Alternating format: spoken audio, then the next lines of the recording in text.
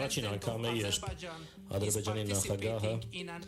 մասնակցում է միջոցառման, որը տեղի է ունենում Հայաստանում, թեպետ հեռակապով, բայց հույս ունենք,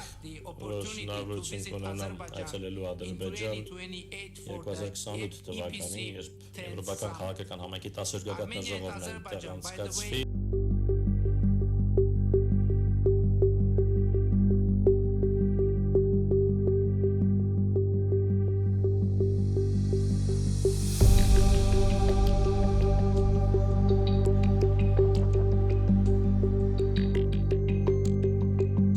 Մինչև 26 թվականի ապրիլի 30-ի Եվրոպական խորհրդարանն ընդունել է 14 ռեզոլյուցիա,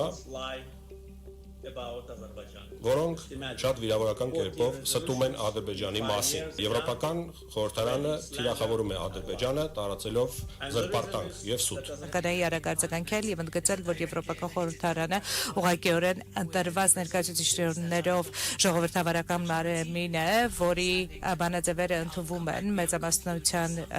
միջոցով եւ դրա արդյունքները գուցե անհարմարություն ստեղծում շատերի համար, բայց երբ մենք երբևէ չենք փոխի մեր աշխատակարգը եւ այն դիրքորոշումները, որոնք որդեգրում ենք։